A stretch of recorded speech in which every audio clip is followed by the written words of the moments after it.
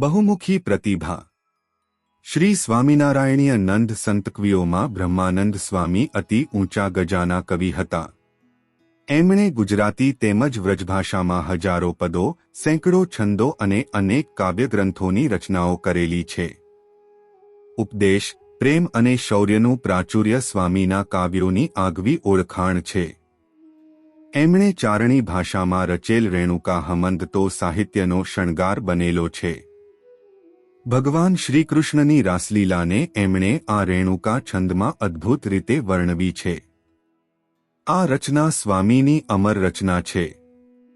એમાંથી આસ્વાદરૂપે એક છંદ નીચે પ્રમાણે છે। સરસર પર સધ્ર અમૃત અનુસર કરવર વરઘર મેલ કરે।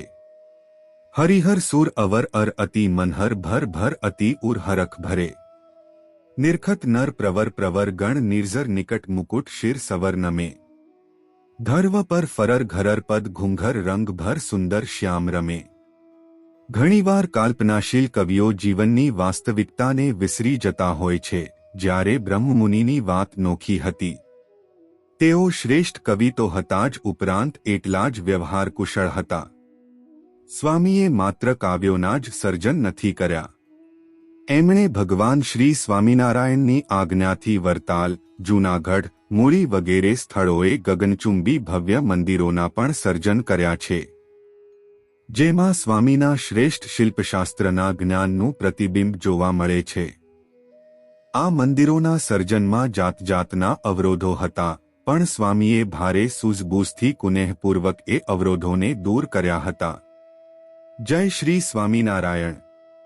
બ્રહ્મમુનિ મને ધામમાં નહીં જવા દે। બ્રહ્માનંદ સ્વામી ભગવાન શ્રી સ્વામિનારાયણના પ્રિય સખા હતા।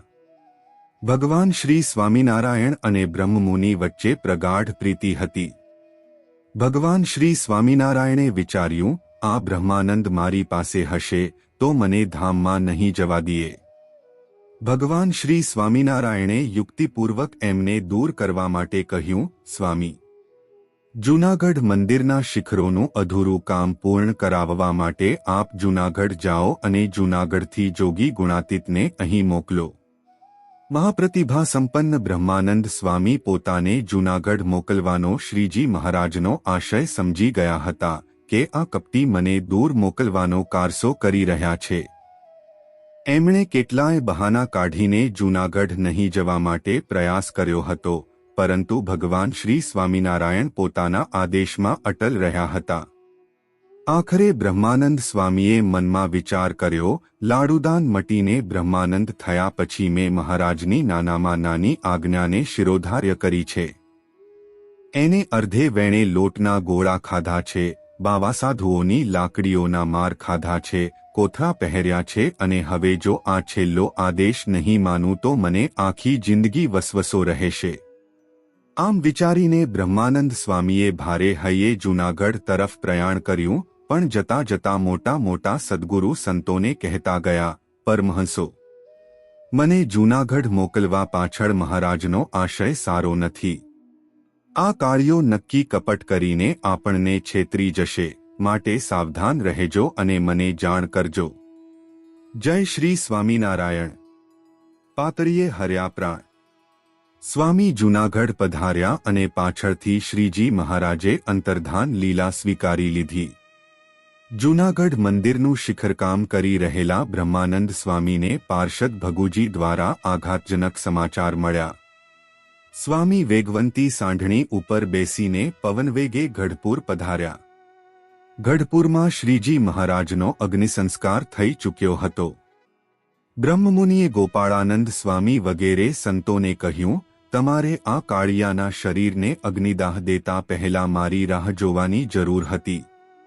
આ બ્રહ્માનંદ એને ધામમાંથી પણ એકવાર આ દેહમાં પાછો લાવત।